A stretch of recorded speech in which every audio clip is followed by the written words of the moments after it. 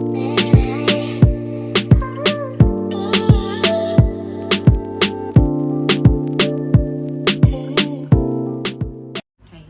up?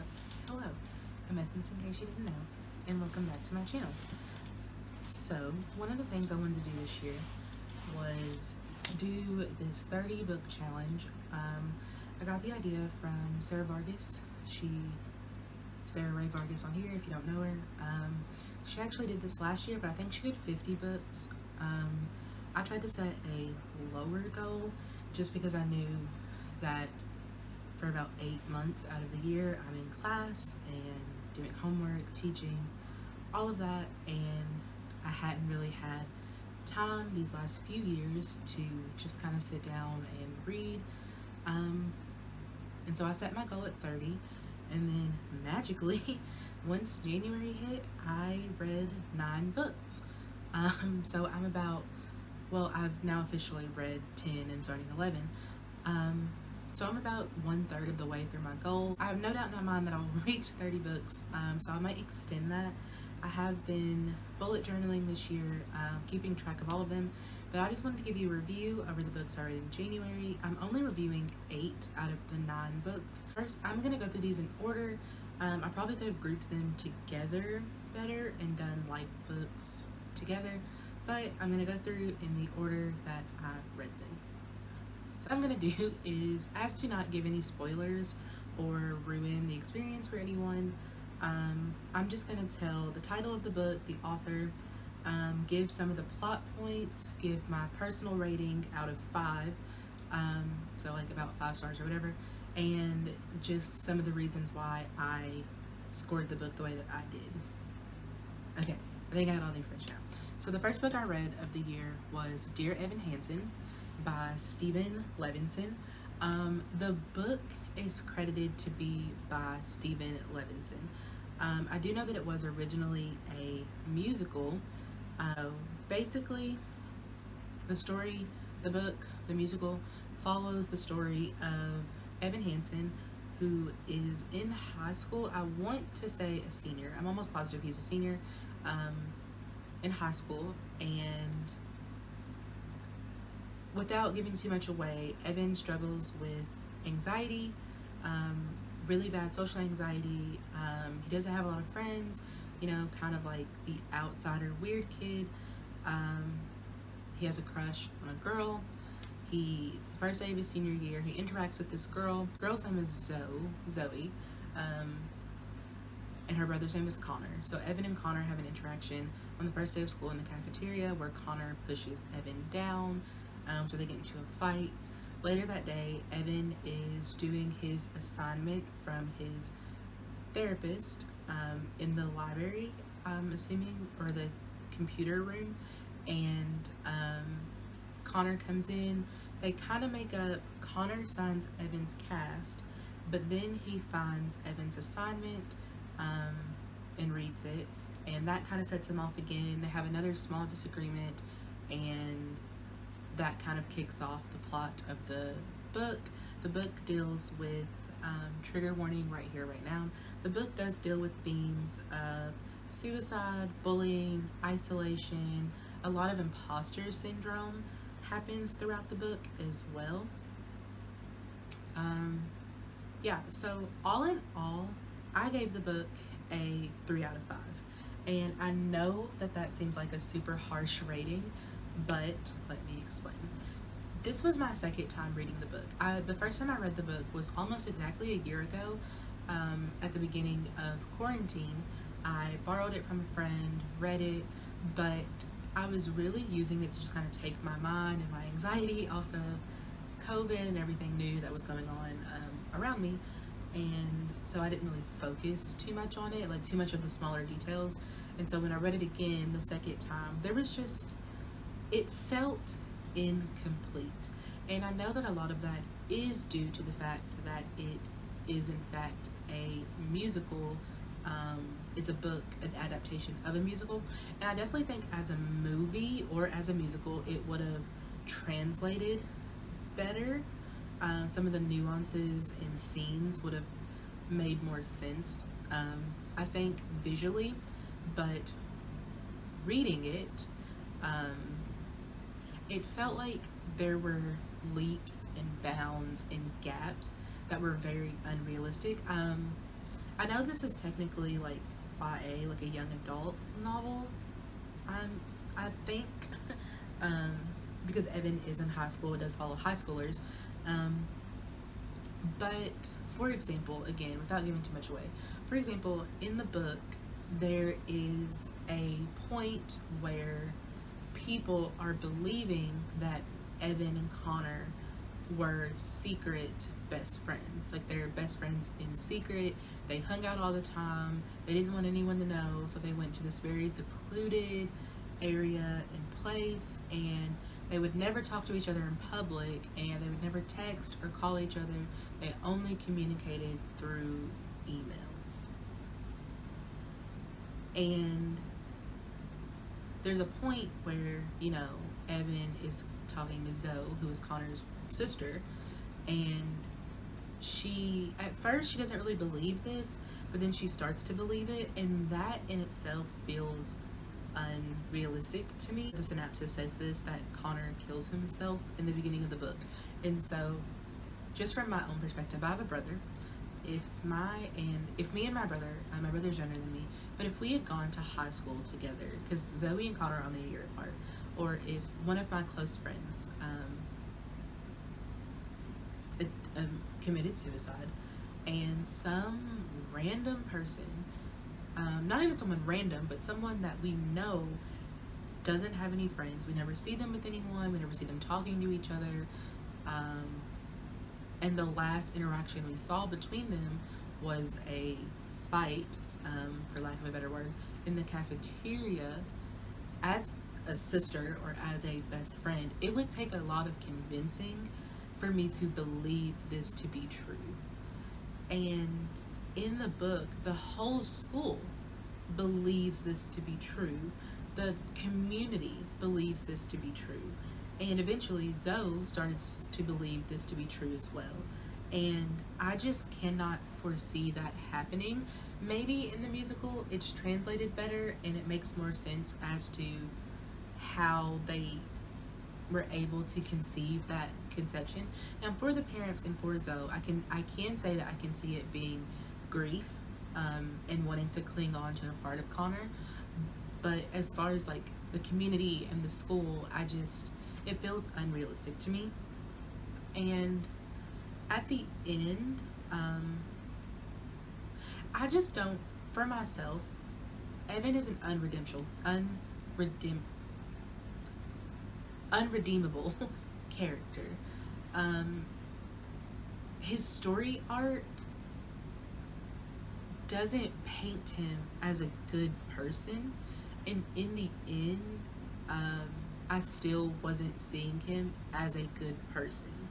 And I'm not sure if we're meant to, but his arc and his story feels very flat because we are aware of, as the audience, are aware of the undertones and the underlying issue with Evan himself. And so for there to be no real progression of character or growth or any of that, it left a lot open for me. I keep glancing down because I wrote notes about all the books, so I'm glancing down to see what I said just to make sure I hit everything. But yeah, those were my thoughts on Dear Evan Hansen. That was the first book I read. And so the second book I read was Infinities in Between, by Carolyn Mackler.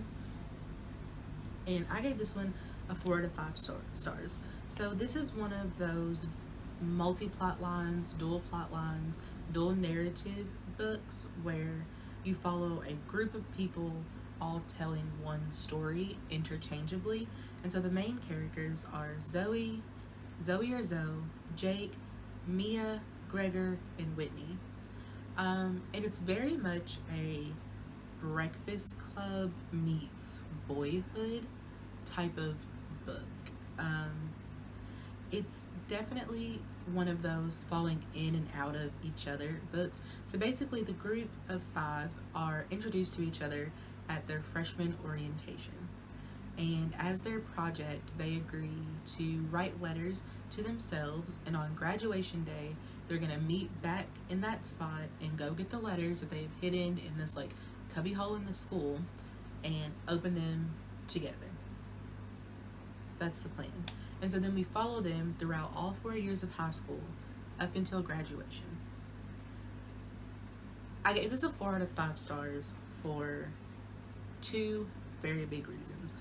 One, I'm not gonna give away the ending or what happens, but in the last chapter, by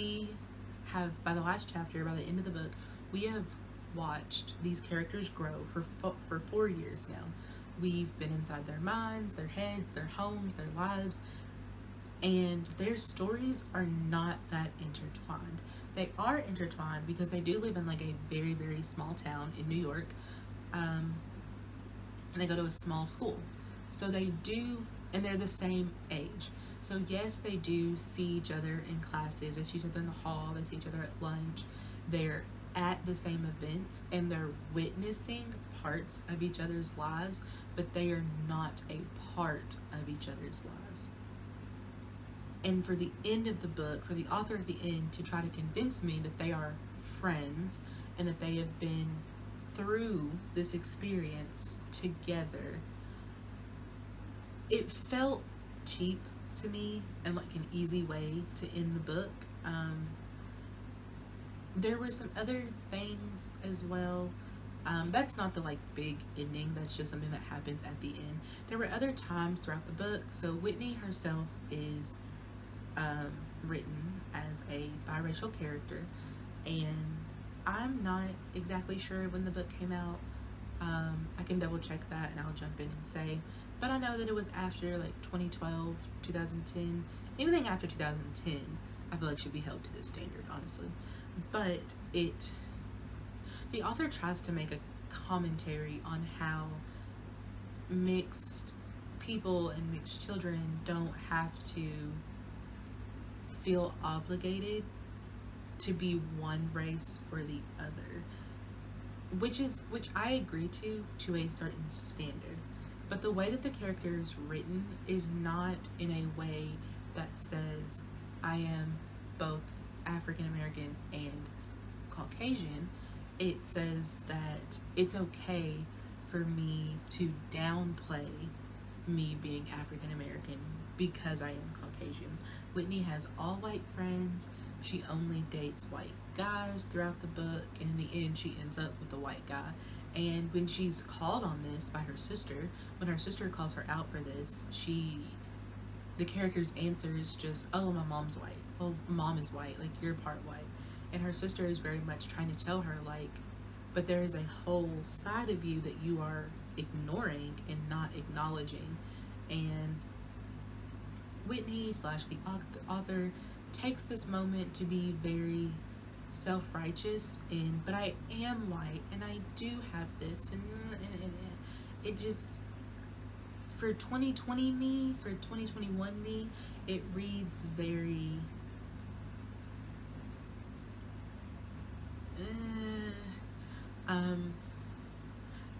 there are better ways to write a character who loves both sides of themselves, to write a character who loves all of their identity. And the only time we really see Whitney even be black or acknowledge her blackness is in her hairstyles. Overall, it's okay. They're individual stories outside of Whitney. Whitney was the only character that I did not like, did not connect with. Her storyline was very, very flat to me. The only thing she does in the book is date new guys and argue with her friend. Her parents do get a divorce, but like they don't make that a big part of her story. I only have 2 books that got a perfect rating for me, and this was one of them. It is Turtles All the Way Down by John Green. So this story follows Aza, A-Z-A.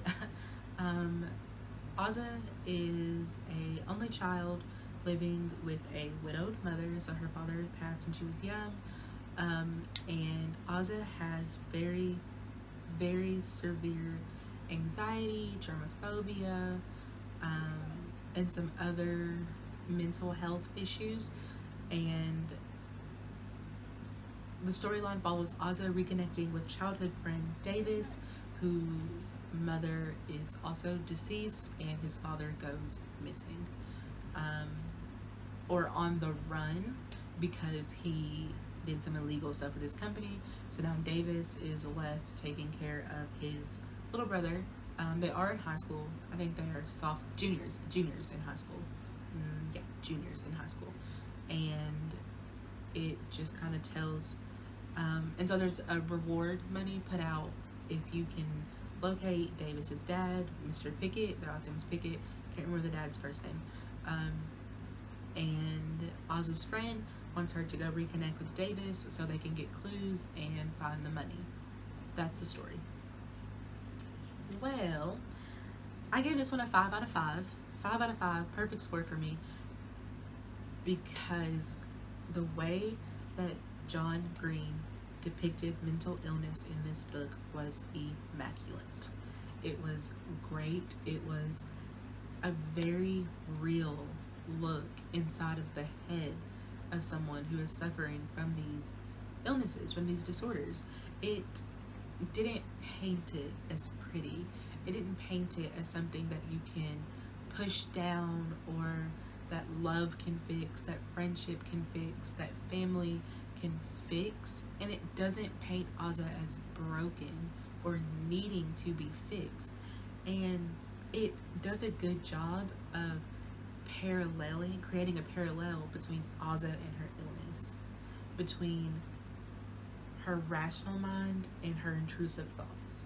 They are almost two different people working against each other throughout the story. If you've ever seen, showing my age here, if you've ever seen Read It and Weep, a Disney Channel original, the way that when she was writing, she created this alter ego and split herself in two. That's very much the way that I picture this. A lot of people are saying they think that Turtles All the Way Down will be adapted into a film. I don't see it becoming adapted into a film, simply because unless they do it like Lizzie McGuire-esque, it would be really hard to depict Oz's inner thoughts and to very eloquently do that parallel created in the way that John Green did. It does deal with topics of death, abandonment, anxiety, mental illness, germophobia. There's a lot of talk about C. diff. But it also tells the story of and the reason I like it is because even though it's a John Green book, it is not a love story. When you look at John Green's track records, when you look at, even though most of them are tragic in their endings and the way that they, formulate, when you look at, it's not the tragedy that Fault in Our Stars or Looking for Alaska is, but it's also not the heartwarming fluff ending that you get in An Abundance of Catherine's or in Let It Snow. It is a very happy medium where the story that we're invested in is Ozza's story, not Ozza and Davis's story. That is a subplot to Ozza's development on her own. Davis is not there to be Ozza's thing.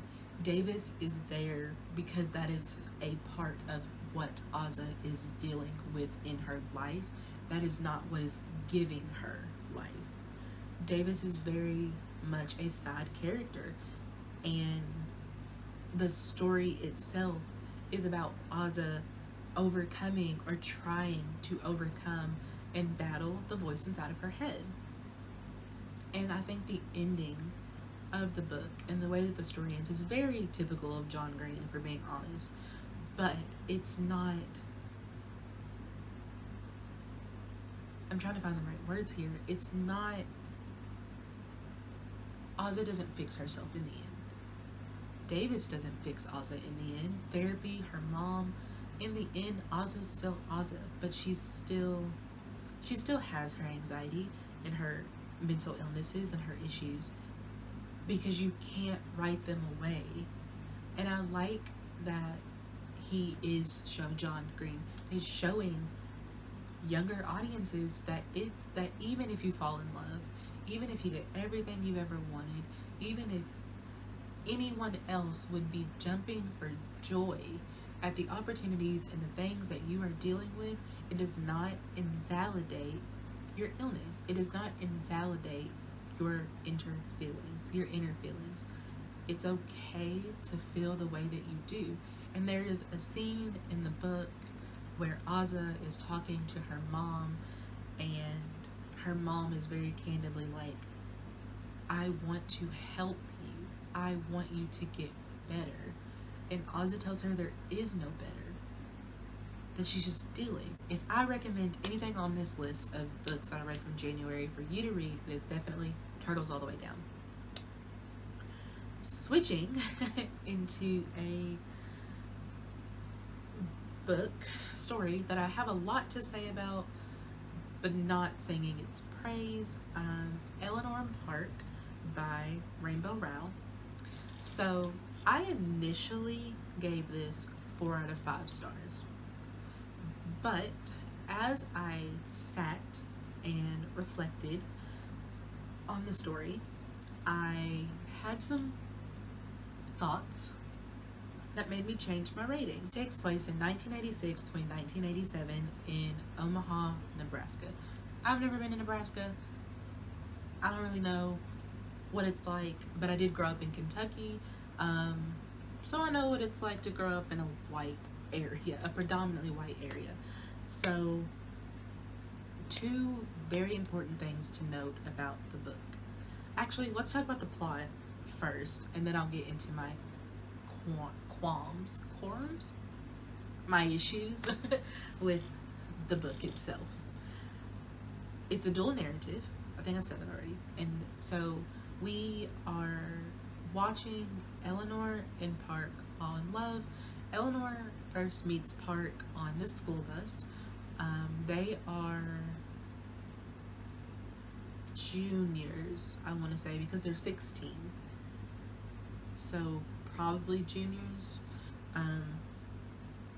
But I'm not sure if the book ever even explicitly says. If it did, I just glossed over it. But I'm pretty sure they're 16 because Park can drive. Yes. And so they meet on the school bus, and at first they don't really talk, but eventually they start trading comic books and music with each other, and then they start talking, and this develops into a relationship, and then they fall in love. Cute story, right? Like, that alone is a very classic YA novel. They meet, there's some awkwardness at first, they don't really want to be friends at first, they're kind of iffy on each other, and then they bond over a mutual likeness, and then they fall in love. That's pretty much every YA novel on the market right now. Here, so before I get into my issues, let me go through the rest of the road. It's a slow burn. It's a love story, not about love. Them even getting to be friends takes 15 chapters. There are 15 chapters between them meeting and them becoming friends. 15. Now, keep in mind, each chapter is like a book, is like a page, so it's not like a lot, but you know, that's a lot. We're pretty deep into, we're about, because I read on my Kindle, on my iPad, just for right now, to keep from having to go out in the pandemic. That's what I'm reading on. So I think by the time they actually become friends, because I made a mental note of this, I was at like 38%, 40% of the book. So that's a decent chunk. That's almost half of the book where they're not even friends. And keep that 40% number in mind for when I get to complaining. In the end, again, it's one of those wannabe John Green books, because this came out in 2012, so it would have been, I want to say, after Fault in Our Stars or right around the same time. But the book did come out in 2012, and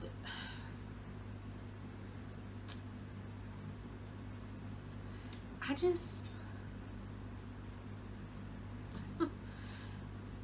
it ends in one of those. So Eleanor comes from a not so great family. There's a lot of kids. They all live in a really small house. Abusive stepdad, and Eleanor is new in town, but her family is not. It's important to note that Eleanor is new in town because her mom and stepdad had kicked her out of the house for a full year, and she was living with like some random neighbors, sleeping on their couch for a full year, and she just came back. Her and all of her siblings, I think in total there's 5 or 6 of them, all sleep in one room. Her mom and her stepdad sleep in the other, and the bathroom is in the kitchen. Like, the house is like this big, right? They only have bunk beds, so Eleanor gets the top bunk. 2 of the younger ones sleep on the middle bunk, and the rest of them sleep on the floor.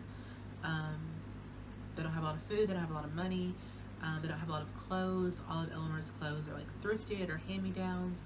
They have patches in them, like, you know, that's the thing. There's even a point where they talk, like, they drive in the fact that Eleanor's family is poor. Even though her stepdad goes to work every single day for long hours, they're not poor because they're not working. They're poor because he's an alcoholic and he's drinking their money away, and their mom isn't allowed to work. And there's even a point where they, like, because they wanted, I'm focusing on this because it's part of the issue with the book. They focus in so much on them being, you know, not well off, that Eleanor's mom puts vanilla extract, vanilla extract behind her ears and on her wrist instead of perfume. Crazy. So, shifting gears to Park, 2-parent household, you know, 1 sibling, dad works, mom owns her own, like, beauty salon that she runs out of their home, and Park is Asian American. His mom is Korean, and his dad is white. His dad grew up in this town. His mom, all of her family's back in Korea. They met when his dad was in the war. They fell in love. His dad brought her back with him. They had kids. Here we are. Let's get into my issues. The book is racist. Let's start there. What she tried to do, what Rowell tried to do, was create 2 characters that were both outsiders or weirdos in this school, in this town, and then put them together and make them find each other. The disproportionate reason why Park is weird and an outsider to why Eleanor is weird and an outsider does not make sense. So the focus on why Eleanor is an outsider is because she's a redhead, she has red hair, and because she is a thicker girl. The book calls her fat, but the description of her, she's just a curvier girl. She's kind of shorter, but she developed early, so she's got, you know, a body. Park's reason for being an outsider is because he's Asian. And the fact of the matter is, Park would have been weird for this time period if he was white. He dresses in all black, he wears a trench coat, he doesn't like sports, he doesn't, you know, any of that. He's mostly into comic books and reading, and later, you know, towards the end of the book, he starts wearing makeup and like painting his fingernails, I'm pretty sure. For the 80s in Nebraska, that would have been enough for him to be weird. But Park isn't weird because of any of that. He's not an outsider because of that stuff at school. He's an outsider because he's Asian.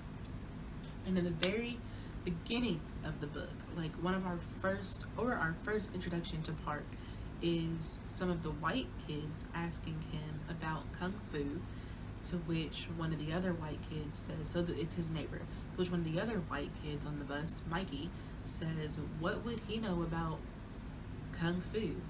And he says, to which the first one replies, oh, his mom is Chinese. To which he says, I thought he was Mexican. Which is met with, don't be racist. And then the girlfriend of one of them says, he's not Chinese, he's Korean. His mom is Korean. So much of Park's identity is just that he's Korean. Like, it's driven into you, like, Korean, he's Korean, he's Korean, and he looks Korean. And again, so before I get too ahead of myself, because I'm looking at my notes. So what essentially Rowell said is that having red hair and being curvy and being weird and being picked on is the same or equal to being picked on because of your race, or being left out because of your race. I'm not saying it doesn't happen, that Eleanor's situation and story doesn't happen. I'm saying that in 2012, which is when this book came out, you should have known that that was not equal or proportionate to being excluded because of your race. And it's so, and just driving in on this fact. So I remember I said to keep that 40% number in your mind, to keep that 15 chapters in your mind. For the first 15 chapters of the book, Eleanor only refers to Park as Asian kid. That stupid Asian kid, that dumb Asian kid, the Asian kid on the bus, like the Asian kid is his identity. It just rubs me the wrong way. And then even going further into this being Asian thing and why that is his issue.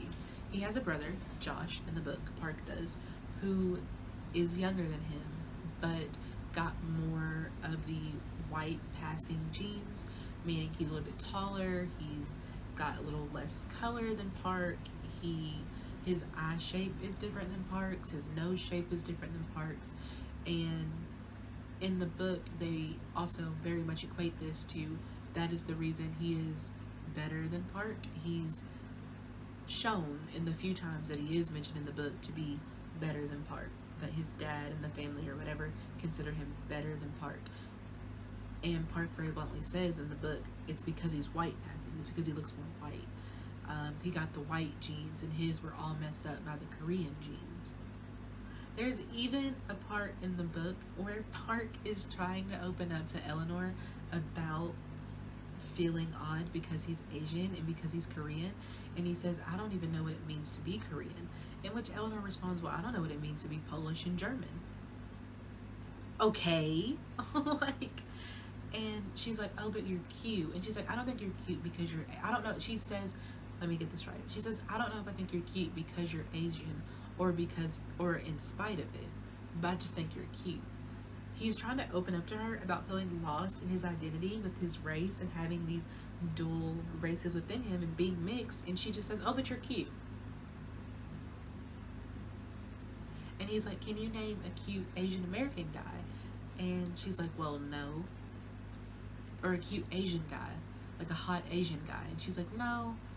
Da, da, da, da. And then a little bit later, she like whispers to him, Bruce Lee. It literally makes my head hurt. There are so many other issues with this book. It's very fat phobic. It's very racist. There are some black characters in the book, and their only purpose is to say mm-hmm and girl and ain't no thing, ain't no thing, is what they do, and their only purpose is to be Eleanor's sassy black friends. There's even a section where she says, where the popular white girls were picking on Eleanor in gym class, and she says, even the black girls were laughing. This is Dr. King's mountain.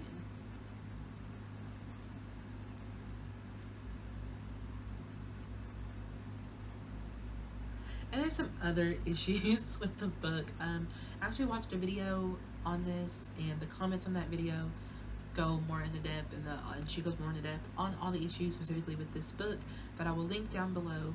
But it's just a hot topic right now because this is being adapted into a film soon. Somehow I managed to cut my head off in this next clip. I'm not sure if I just repositioned the camera wrong or if I just sat wrong, and I didn't realize it until like a day or so later. So yeah, in these next couple clips, my head's cut off, so I'm just gonna leave the cover of the book where my head should be. I promise I'll be a better YouTuber one day in the future. Okay, I'm not sure how or why, but somehow I moved my camera and cut my head off for the next clip. So for the next few books, you can't see my face. So I'm just going to put the book cover on the screen and let it cover where my face should be. Yeah, I promise I'm going to get better at this YouTube thing eventually. Next two books I read, I just grouped them together because they are a series. I gave one of them a 2 out of 5 and the other a 3 out of 5, so I just split the difference and gave it a 3 out of 5 total, and that is Money Hungry and Begging for Change by Sharon G. Flake. Throw them in there. I did not like them, reading them at this age. Raspberry, her mom, and then she has 3 friends, Zora, Janae, and Mia. In this book, we see Raspberry and her mom, they're living in this apartment complex. Her mom's working 2 jobs, everything's cool. Raspberry is doing what Raspberry does, trying to hustle money. She sells Valentines, she sells pencils, she sells whatever. So basically, Janae, her friend, asked to borrow money from her. She gives it to her. Janae doesn't want to pay her back, so they take a job cleaning houses, and Janae agrees to give the money that they make from cleaning the house to Raspberry to pay off her debt. After they clean the house, Janae doesn't, so Raspberry just takes the money, but then she feels bad, and so she brings it back. And then Janae tells their other friends what happened, and Raspberry gets upset that she told them, but like, girl, you stole it, so I don't feel like you have a high horse to stand on. And then their house gets broken into, and so they have to leave, and I'm just going through the big plot points. And they sleep in the car for a night or two, and in the end, they get a place, and their mom talks about this house that she wants to move into on Section 8, and there's some issues with the people of that neighborhood because it's kind of the bougier neighborhood. It's the neighborhood where Mia and Zora both live, because Zora's dad is a doctor and Mia's parents, you know, they own a food truck business, whatever, a soul food Korean food truck, which I think sounds bussin', but like a big part of Mia's story is like she doesn't want to be Korean, she just wants to be black, which is a very different thing from what Park is going through. Well, it's almost exactly the same. Wow, and even Whitney had this issue. Authors like to give mixed people that issue, I'm seeing. Okay. But yeah, so that happens, and that's pretty much it. They're still struggling in the end. And in the first scene, oh, and Zora's dad and Raspberry's mom are dating. That's important in the second book. In the second book, we open with Raspberry's mom being in the hospital because someone hits her upside the head with a crowbar, and the whole story is just them kind of dealing with that. Raspberry steals some money from Zora in the beginning of the book, and throughout the whole book, they're beefing, they're not friends. Raspberry's dad comes around. He's still on crack, still doing drugs. He comes around a few times. There's a boy that Raspberry likes. Yeah, that's pretty much it. Mia's cousins come visit from California, which is where they live, not Korea, but they come visit from California. Raspberry and her mom move again, and in the end, Raspberry and Zora are like kind of friends again, but like not really. But their parents are basically saying they plan on getting married, and so they're like sisters and they need to like get it together, so they kind of anyways, I don't recommend it. Moving on to the only other book on the list besides Turtles All the Way Down that got a 5 out of, you can tell how much I did not like those books by how unenthusiastically I was talking about them. 5 out of 5. One of Us is Lying by Karen McManus. So this is again a dual narrative book. It follows 5 people, much like Infinity's in Between, but it is significantly better. This is also a really popular book right now, so many of you have probably heard of it or seen it, or there's also a sequel out now to the book, so I haven't read that, but it is on my list for February. But basically it is like The Breakfast Club meets Pretty Little Liars or Riverdale. It has the CW feel to it. Like I could definitely see this being a series on the CW. It's a murder mystery. So it follows 5 students, well 4 technically. Browen, Addie, Nate, Cooper, and Simon all go to detention one afternoon, but Simon dies in detention, and it's really just about figuring out who did it, who killed him, what happened, why didn't he make it out of detention. And we get to see the story from Bronwyn, Addie, Nate, and Cooper's perspectives. Each of them had a motive, each of them had a reason, each of them had secrets and lies, and it's just so good. I really don't want to get too much away from this because I really want you guys to read it, but I loved it. I think it was I keep using the word eloquently. I think it was really nicely told. I think that there's so many twists and turns that it just kind of like, as soon as you think you know who did it, you're wrong, or there's a reason to think someone else did it, or to think no one did it, or maybe they all did it, or you just don't know, and like you're trying to like piece it together throughout the story. And there were so many times where I was like, oh my god, they did it, and then I was like, well, no, doesn't make sense, they wouldn't do it, she did it, or they did it, or none of them did it, or they all did it. And the ending, like the last like 2 or 3 chapters really had me like, it was like 3 in the morning, sitting up in my bed, like scrolling as fast as I can, reading it as fast as I can to figure out what was going on and what happened. And when you do figure it out, it's like a type of moment. And then like figuring out like how they put because they obviously all kind of become friends as the like Breakfast Club murderers. They even start getting called the Murder Club in the story, which I think is really funny. And it becomes like national news, like they're everywhere, and there's the lies that they're telling each other, they're telling themselves, they're telling their families, that all kind of push forward to the front line. And then when you get to the end and you like figure out who did it and what happened, and like the story that was happening underneath the story that we were reading, so good. I loved it. We Were Liars by Lockhart. Now this one is also really popular right now. A lot of people are talking about it. It's getting a lot of praise. I liked it. I gave it 4 out of 5 stars. And the reason I gave it 4 out of 5 stars is because, so basically it follows the story of, goodness, I can't even remember the main character's name, and I didn't even write it down. But I think that's because they don't say her name a lot. They don't. The Sinclair family. So it's this family, they're very, and it describes them as old money Democrats. They have a private island that they own. So it's 4 sisters, 3 or 4 sisters, and their parents. And so they each have a house built for them on this island that they all come to and spend the whole summer there with their kids and their husbands. And so it follows the story of 3 cousins and a cousin who just becomes, he's the nephew of one of the aunt's boyfriend. Yeah.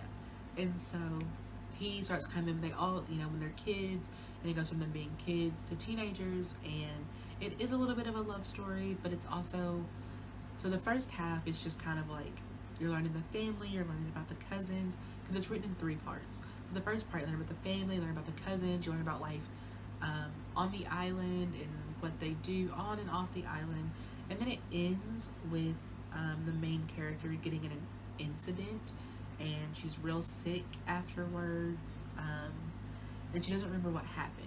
She just remembers waking up wet and around a bonfire. And then it goes into her being really sick. She has these really bad headaches, like there's some head trauma, and she's not allowed to go to the island for a summer. She's emailing her cousins, she's writing them, she's talking to them, they're not talking back. The boy, so she does kind of have a romance with the friend, the nephew. She's talking to him, and she's trying to figure it all out. No one's talking back to her though, and she keeps asking her mom what happened, and her mom has stopped telling her what happened, because she's just like, the doctor said you need to remember on your own. I've told you every day for like 3 months and you always forget, so you have to figure it out on your own. So she starts like writing these notes and stuff like that, and her family's house, so the house that like was the biggest and the one that her mom got, because her mom was the oldest and she's the oldest grandchild, is getting like rebuilt during the summer that she's not there. And so then she begs and pleads to come for the next summer, so the summer after that, and her mom finally agrees, and she finally sees the cousins, but the cousins don't like come up to greet her at the boat like they normally do, and they don't cuddle down, which is one of the houses. They don't really leave cuddle down. She always has to like go to them and find them and like seek them out. They don't come to her to find her, anything like that. They stop attending family meals and dinners with the family, and she's just there. She's begging everyone for information about her accident, and no one's telling her. And then, you know, the bomb is dropped, and then we go into part 3 of her kind of realizing what happened and like figuring it all out. I'm not gonna say what happened because it was very shocking.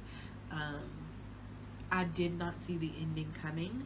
It was excellent, but the reason I knocked points off is because it's a slow start.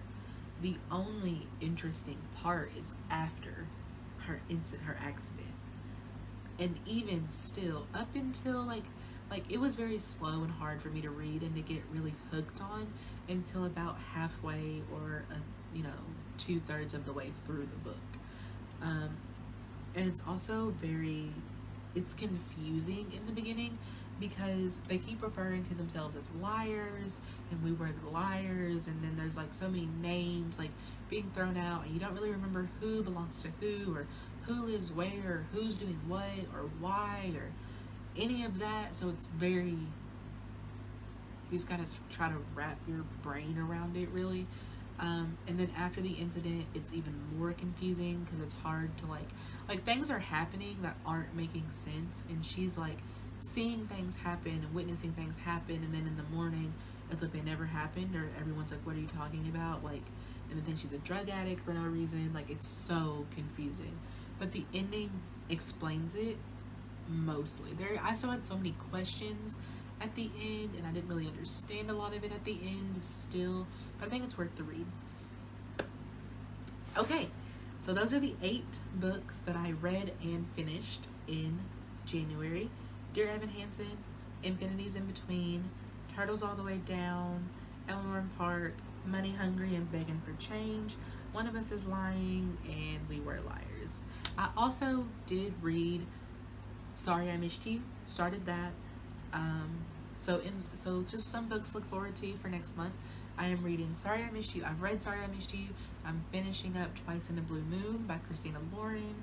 I'm gonna read Get a Grip, Danny Brown, and Get a Grip, or the Get a Grip, Cleo Brown, Grow Up, Danny Brown, that series. Plan to read those, and I have 2 more that I want to get through this month. So I'm hoping to have 6 books for next month's video. Yeah, thank you so much for being here, and I will see you guys next time.